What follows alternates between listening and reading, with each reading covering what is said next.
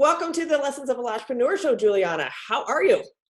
I'm great, doing really well. How are you? I'm good. I'm very excited for people to get to know that somebody like you exists, that you specialize in beauty business, social media management, and sounds like today that you're just going to drop some knowledge bombs on like how to make social media content creation so much easier for people because I think they tend to overcomplicate it a lot. They really do. Yeah. All right. So let's just dive right in.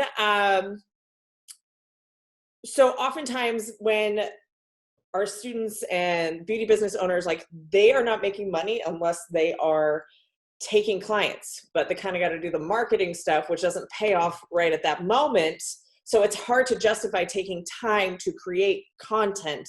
And oftentimes when they don't have clarity on what it is they're posting, or they don't have a system for how to post, their complaint is that social media takes too long. So they either don't post consistently, they don't have a strategy, or they just don't want to partake in it at all, but they also need clients. And so it's kind of this weird love-hate relationship with social media. They've seen that it maybe works for other people, but they don't know how to use it, or they don't have the time to use it. So what are some of your like time hacks or your tips for making social media management so much easier? Yeah, well, definitely hacks are the way to go. I've had so many clients of mine who are just like, oh, I didn't want to post, but then they've actually gotten to the experience of posting and posting consistently, and they've grown and their clientele has grown. So that is kind of like that correlation. So I have three big tips to share with you guys today. So number one is definitely scheduling. I feel like some people have heard about it, some people haven't, but just to get the gist of it, scheduling is basically when you batch create your content beforehand, before the month starts or before the week starts, in order to just keep that off of your head. You do not have to post on the day. You don't have to remember, oh, when do I have to post this? Or when do I have to post that? Well, Or, like oh my most God, I of us have so do, many it's 3 clients. p.m. and you're like, I haven't posted today. I need to come up with something. And you just kind of throw something out there. Because I Definitely. definitely had many, for like a year, that was my strategy of like, I got to post like most days. It's 3 p.m. I don't know what to post. Yeah, and that is just like completely on us. It feels like kind of a burden sometimes. There's a lot of people who are posting like, oh, social media feels like a second job sometimes. I mean, yeah, when you're trying to do everything on impulse and everything just on the spot, you're not really going to get, first of all, optimal results. Right. Second of all, more stress upon your head. That's not great. So scheduling, and my favorite platform to do that on right now, which I will share with you guys, is Facebook Creator Studio. I feel like a lot of people talk about later, Planoly, Yeah. even Canva scheduling, because they have that now apparently. And they're just like, yeah, I like those. It gives me all this and that. But I feel like for the standard business owner, you really want something that you could just schedule and forget it. And with Facebook Creator Studio, that incorporates both Facebook and Instagram at the same time, and you don't have to.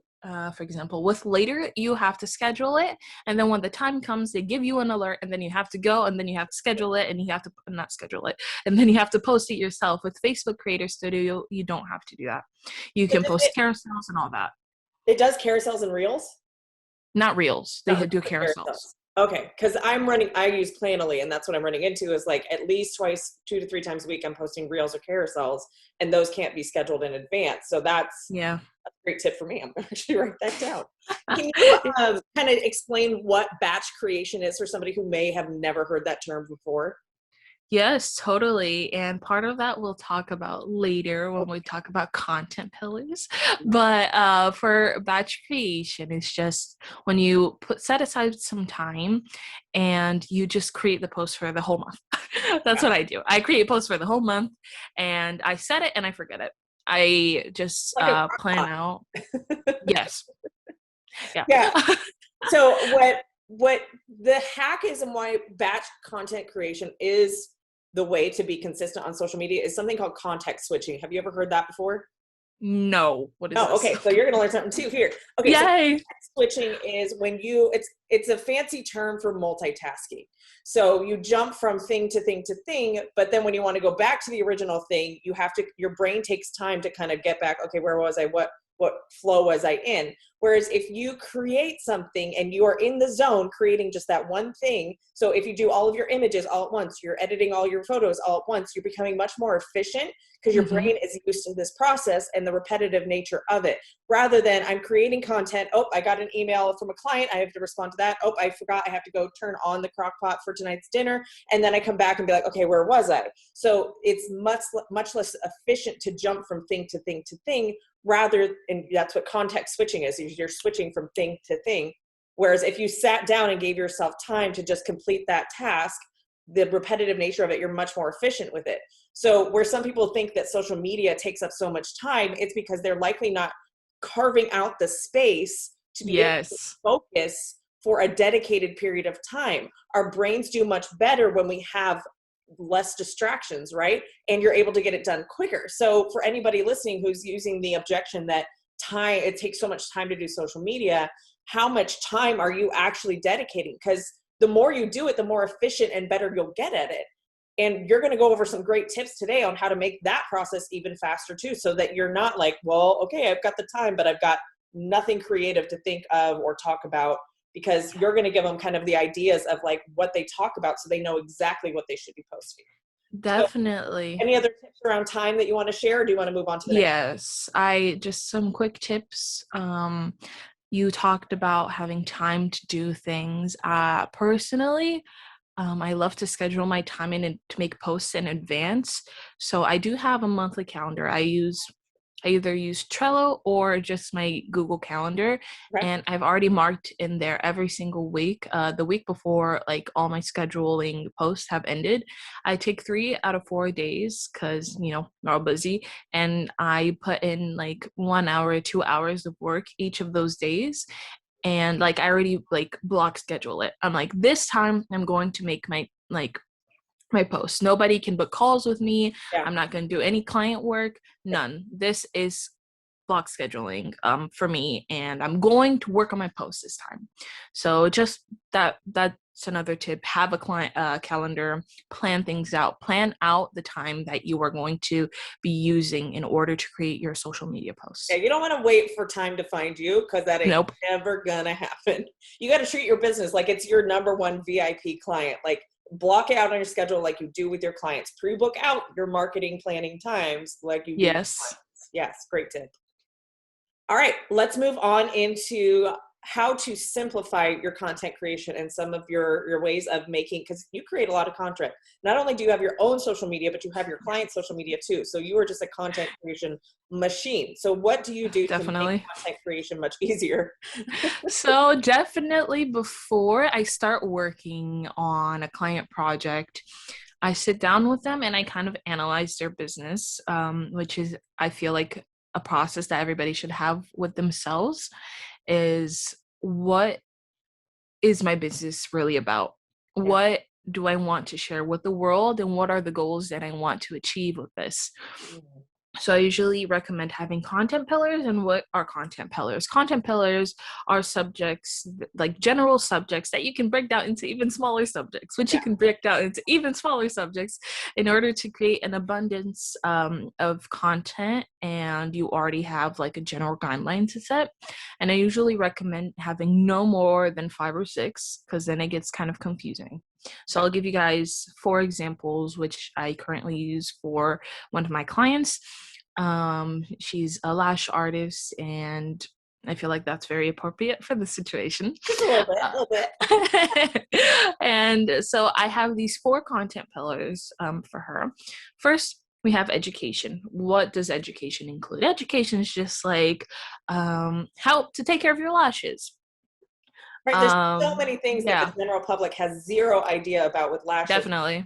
Lash artists, once they get trained, and the more they are exposed to brands and manufacturers who are targeting lash artists, they kind of get this knowledge bias. Like, well, everybody knows that. Well, clients Yeah, don't know the difference between a C curl and a D curl. I mean, do you? I mean, you I might. don't know.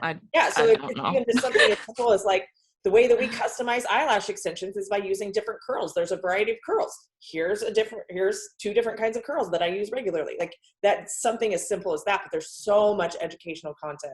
I think that should be everybody's number one pillar. That's a great tip. Okay, moving on. What else you got?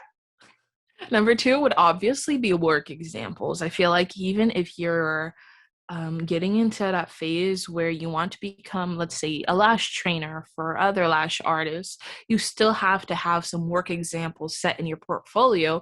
And wanting to or not, your Instagram page or your Facebook page, that is your portfolio. Yeah. And you need to show that you know what you're talking about by number one, having work that you've already done on there.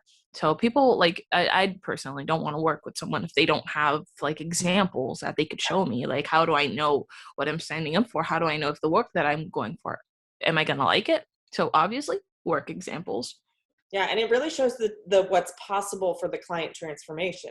Clients want to see how your service improves their life, their confidence, their makes their life easier. And so your after examples and your before and after examples can be an example of that. Where, yeah, like you said, like Instagram is the visual version of Facebook, but it's really more of a lookbook for beauty services because people want to see, how do you get results? Like, what are the results? What do you specialize in? For me, I'm looking for somebody who can do blonde in my area. And it's been very hard to find somebody who doesn't do a super brassy or a super platinum blonde. I kind of want the middle of the road, and I'm on their Instagrams going like, like and for somebody who wants brassy or platinum, there's a ton of people in my area, but I'm on the same road.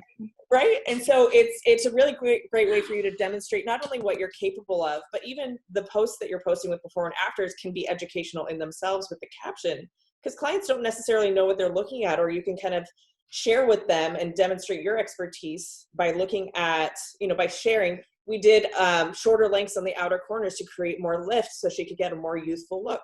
That's educational, right? But it's also showing the after photo. Definitely. Yeah. All right, number 3.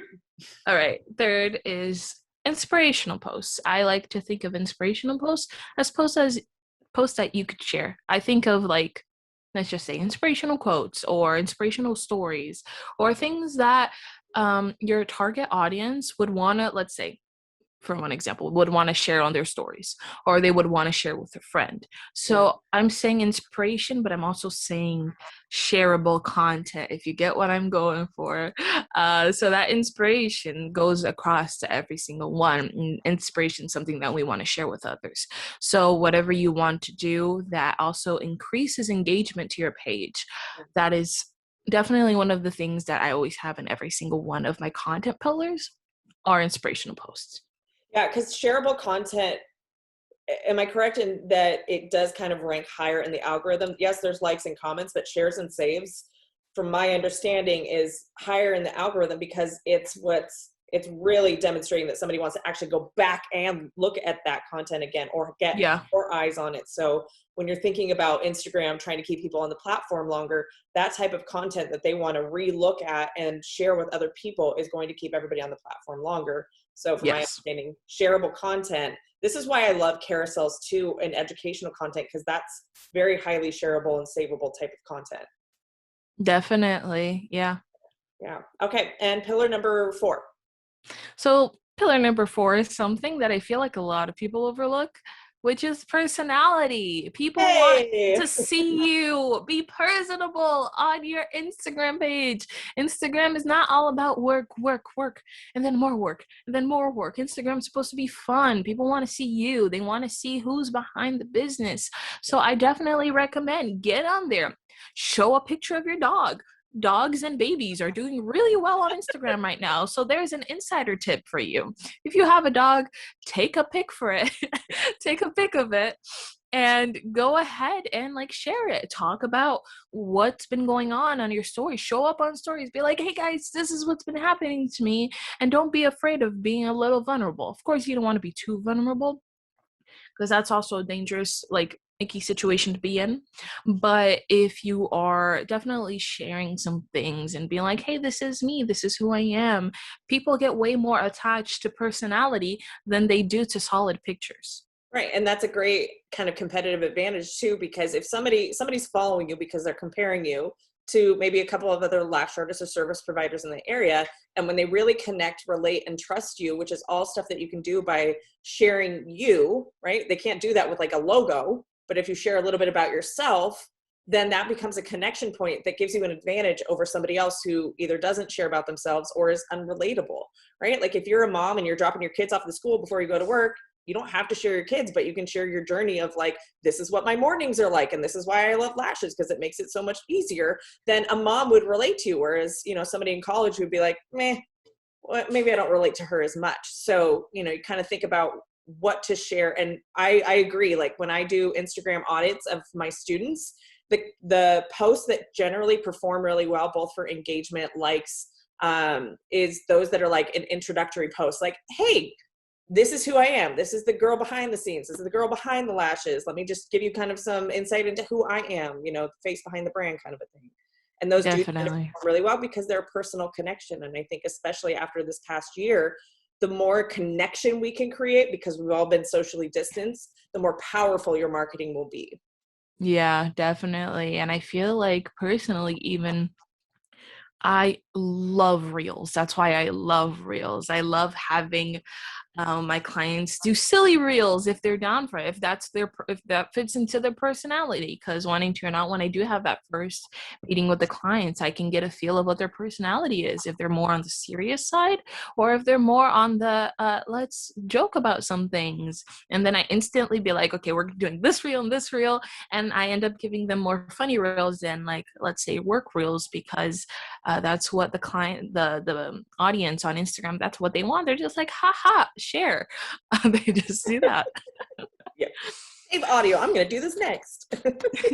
Yeah, I actually follow a lot of girls who do. They're completely outside of the industry. I think I found them on the Reels scrolling page, but where they just have fun with Reels, and they have businesses, but it's not very specific to businesses. At least the Reels aren't. But it's fun and entertaining. And so I think both with educational and entertaining content, that's what creates shareable, savable stuff, and that connection piece of like, they're going to want to keep watching your stuff if it gives them this light feeling of being on social media rather than what social media can be, which is really heavy sometimes. So I agree 100%. All right. So we kind of touched a little bit when I mentioned like the moms versus the 20-year-olds, like how do you go about creating a niche with your content so that your marketing connects with people a little bit more and is a little bit more effective?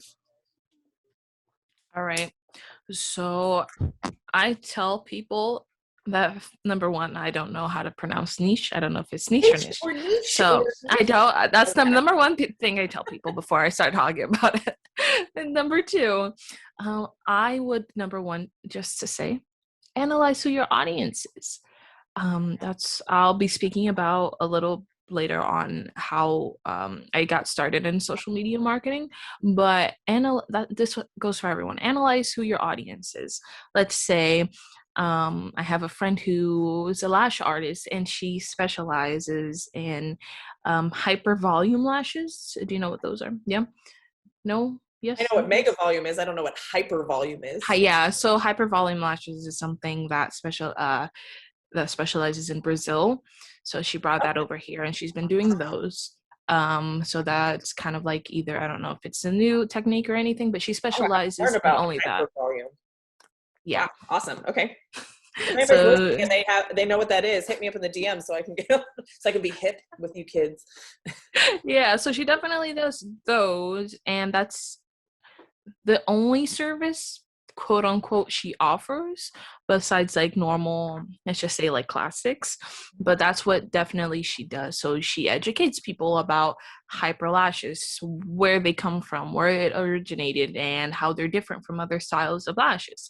So I'd say that's her niche. That's how that's the type of content she creates and the type of people that she wants to attract, people who like her hyper lashes. Anyway, let's analyze that, or let's go over to the body sculpting side. Body sculptors can niche down so far. It's so funny because I have a couple body contourist friends who they're like, okay, I only work with moms after they go through the pregnancy, after they give birth, and they want to come to me and they want to feel more confident, and we go through them with that process through body sculpting and with personal health and starting from the inside. So that's her niche. So even if you're like, oh, but I only do lashes, I do every single type of lashes, no, you can niche down. Do you work more with teenagers in the area? Do you work with moms in the area? Who are you targeting in your content creation? This allows you to specifically analyze the types of content to curate, and maybe, let's say, even what types of ads, if applicable, you would like to run in the future, because that's what marketing is all about. Agreed. Yeah, it's really, I mean, I use the Kris Jenner versus Kylie Jenner examples. You are solving very different problems for those two audiences. And so when you're trying to speak to how you can solve somebody's problem better than anybody else, you have to speak to a specific problem. Like if I'm having a baby, I don't want a cardiologist, as my doctor. I want a gynecologist, right? And so I know a lot of times the objection with niche marketing is, well, I can do lashes on both the Kylie Jenners and the Kris Jenners. Yes, you can. And we're not saying don't. We're just saying that this is the chance for you to have your marketing be more effective when you can clearly communicate to one type of problem on how you solve it. Because when you're going, well, lashes make you look older or younger, your older clientele, we call them more mature clients, are going to go, well, I don't want to look older. And your younger clientele are going to, well, I don't want to look younger. And so you're eliminating them from being like, that girl can solve my problems, right? So if you get more specific to who you serve and how you serve them, your marketing is going to be much more effective.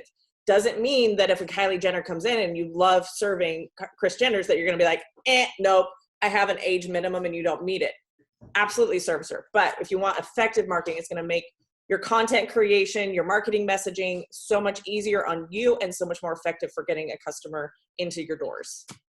Yes, definitely. That's what I have to say about that. All right.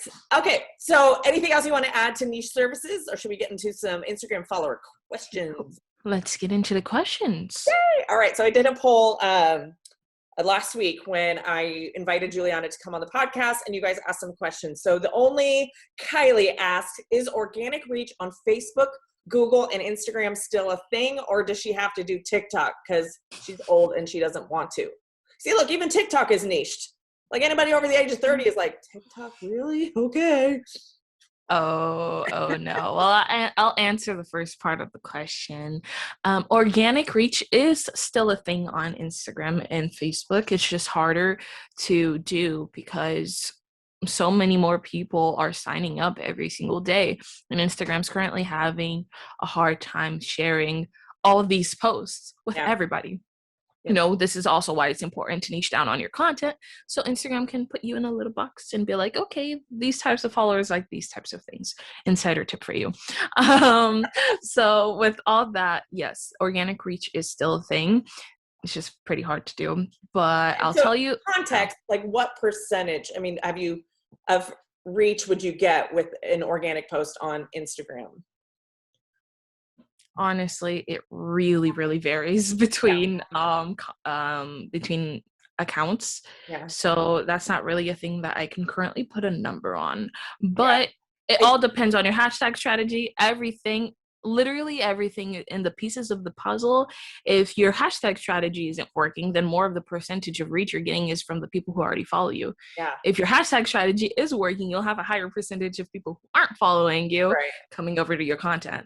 And I think, because I have 30,000 some odd followers, I think when you have less followers, like under 1,000, you actually get better reach because you have such a smaller pool of people. Now, granted, it depends on your content strategy, yes, and like the types of content you're creating, but this belief that if I have more followers, I'm going to get more clients isn't necessarily true, even on the follower side, because for our accounts, we average anywhere from 1 to 3% organic reach. So if you think about that in the sense of 30,000 people, that's only like a couple hundred people. So if you're getting 5 or 6 likes and you only have 100 followers, you're already at a higher percentage of reach than a bigger account like me. And we got to think about, like, if you have 100 people in a room and that's the amount of followers you have, like that's more than enough clients for your average solo business owner. And yet everybody's like, I got to get the swipe up feature. I got to get 5,000 followers. And it's like, serve the people who have already showed up to the party rather than trying to get more people to come to the party. Yes. All right. So does she do TikTok? Okay. So I'll get there in a little bit. Let me just talk about Google really quick because Google really irks me. Google irks me so bad. I'm currently always learning more about the platforms, and Google's one of those who are just like, you're everything is just, it irks me anyway. um, but Google, I'm not too sure about the organic reach, because they really show you the first people with optimal results. And I don't know who's really scrolling to the 60th page of Google search results, because it's not me. I go with the first three. Yep. Not me. So I don't know how much organic reach is that good. It's literally up to you to bring more traffic to your website. But TikTok, you don't have to do it, but I would highly suggest you do anyway. TikTok is amazing. I'll tell you guys quickly about my experience with TikTok. I'm not on there anymore due to some, I'm very big on mental health issues, and TikTok was not that great for my personal mental health. I get that. But when I was on there, I was posting very consistently, 2 times a day, 7 days a week.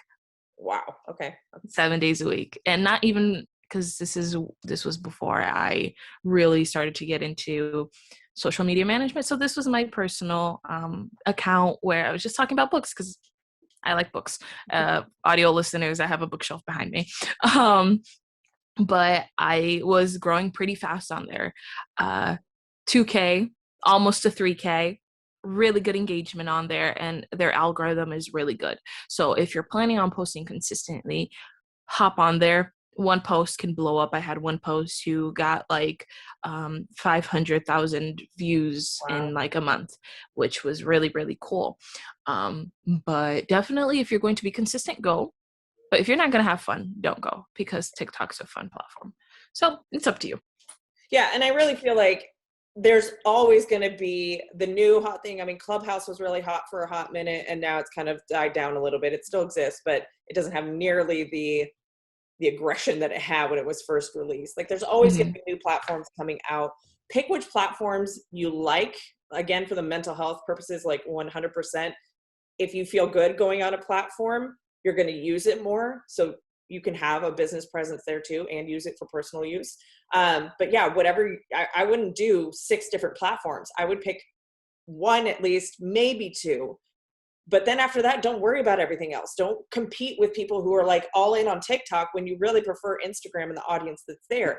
And if you don't like Facebook and it doesn't have enough organic reach and it feels like it's a waste of your time, do a platform that you feel like is going to perform and has the potential, and go deep rather than wide in your marketing strategy. Mm-hmm. Yeah. All right. Let's talk Beauty by T. Takita, one of my students, she said, what's the best way to keep engagement up? Best way is, I know this kind of sounds repetitive, but number one, posting consistently. I have had a lot of people who have come to me with a blank slate. They have 0 posts and like very, very, very few followers, and they're like expecting results in the first month. Right? Oh, and it's not going to happen. I get like the first week, like, hey, I followed your Instagram training and I didn't see any results. Well, when did you do that? Last week? No, that doesn't happen. Honestly, if we're starting from scratch, it is going to take a while, because Instagram doesn't want to see you posting. It wants to see you being consistent.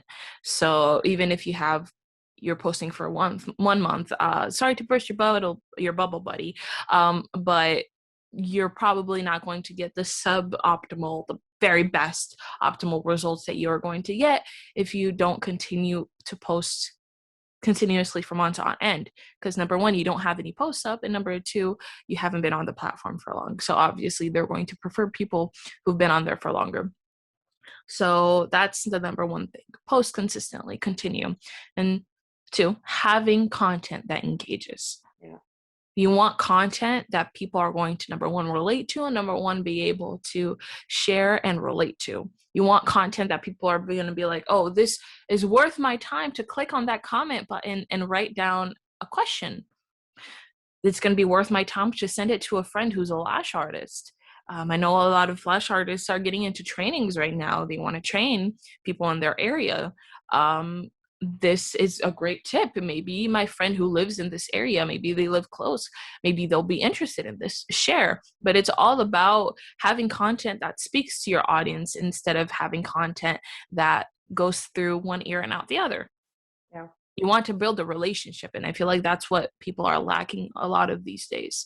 They don't want to build a relationship on social media. They just want the followers. And I'll tell you, buddy, It's supposed to not be that way. You're supposed to have a good relationship with your followers. You want to know who you are. They want to know that even through a screen, they can trust what you're saying, Yeah. and they could I reach feel like out to you know you. when they come in for an appointment, right? They already have this comfort level with you and this trust level.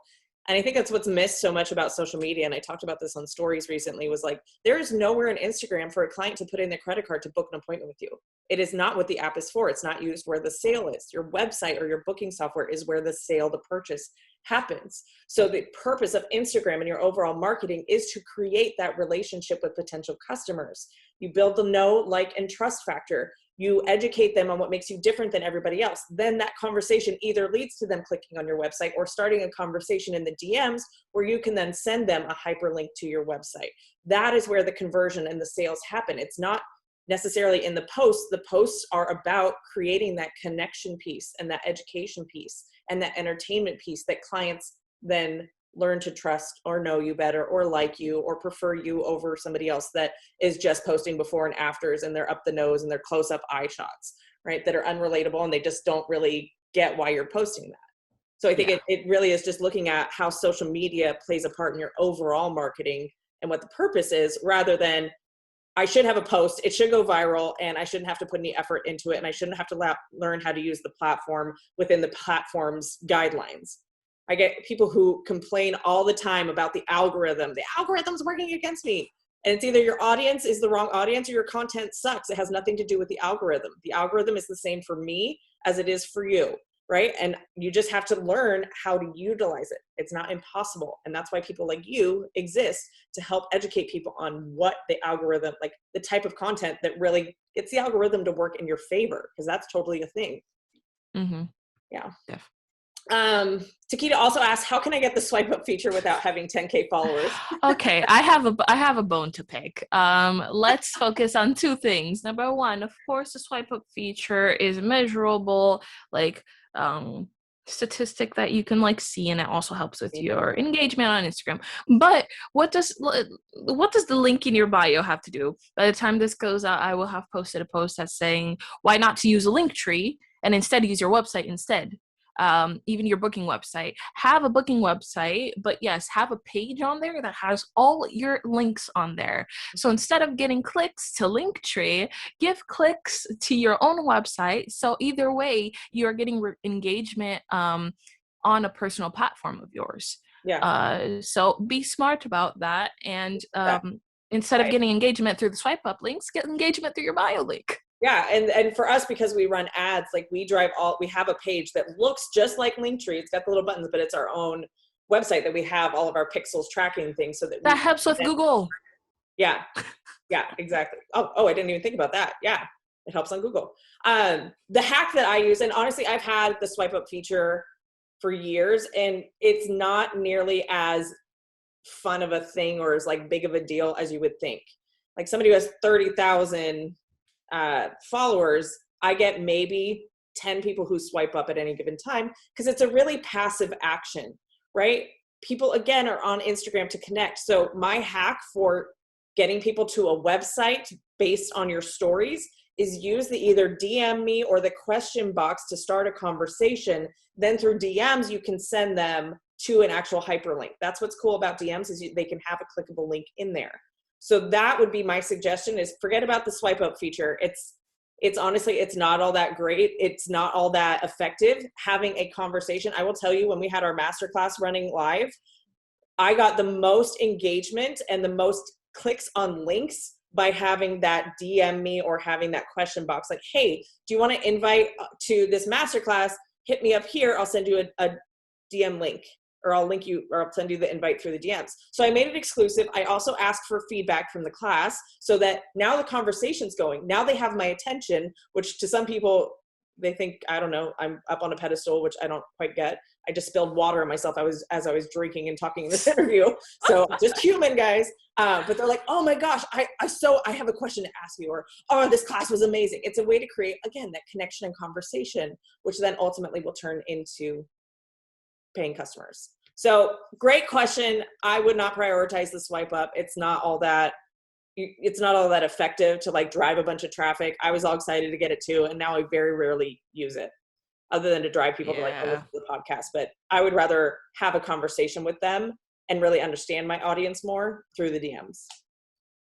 Yeah. Okay. Happy Skin by Mary, which apparently is a client of yours. Yes, What Mary. up, Mary? She said, what are your top 3 recommendations for building your social media? Hire Giuliana. Sorry.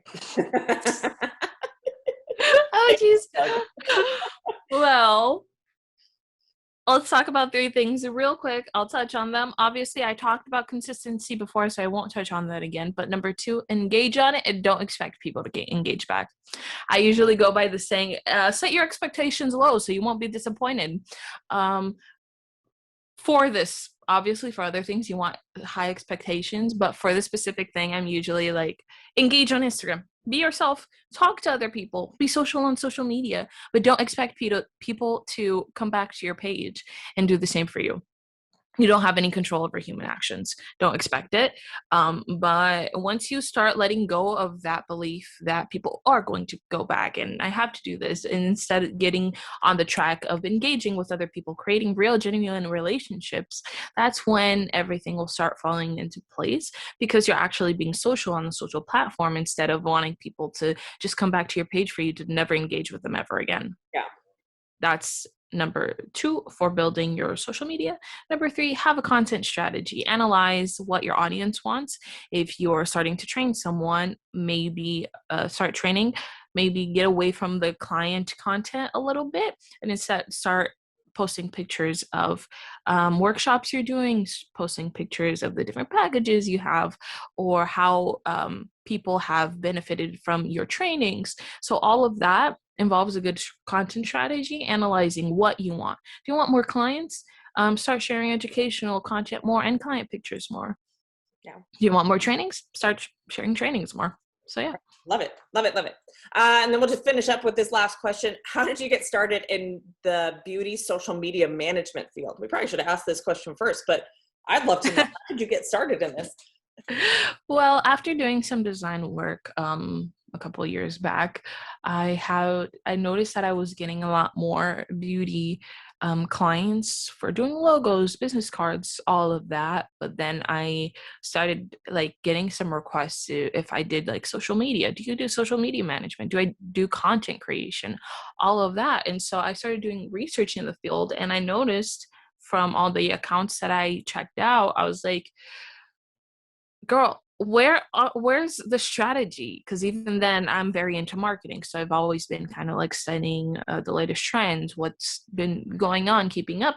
And then I decided to go in there because I know that a lot of business owners have this no time and like just don't have the mentality or like the mind to sit down on Canva and create 30 posts for the whole month. Right. They just don't, like, people find that as a second job, which here I am. But that's why I decided to get into that. So I'm just working with people now, and just I love getting to know people's businesses, and it's always been like a part of me. I like talking to people. So that's how I got into it in a nutshell.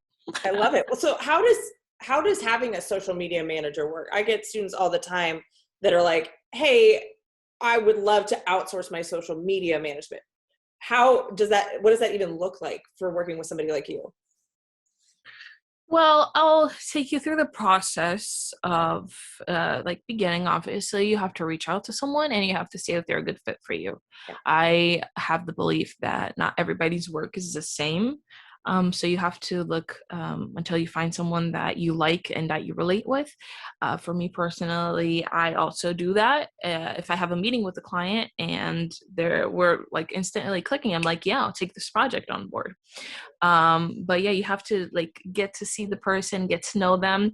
But once they're on board, it's a pretty simple process, I'd say. We go just through your content pillars, we go through your marketing strategy, everything that we're going to do in order to build your Instagram portfolio. And I don't only work with Instagram, so in my packages I offer both platforms, Instagram and Facebook. They're package deal. So with all that, we have like monthly meetings where we talk about what types of content we want to create. I specifically say, okay, we're going to do this day, that day. You don't have to think about it. Yeah. I go through them. Let's talk about Mary for a second.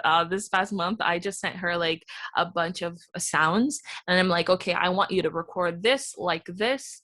Send me the video. I'm going to edit it. I'm going to do everything, captions, writing, everything. All the client has to do is, number one, send me the content, because obviously I'm not there and I can't take your pictures for you. And I take them through the lighting. I take them through how to take good pictures. And then I go through it. I edit the pictures. I edit literally everything. And all you have to do is get me the content. That's it. Yeah.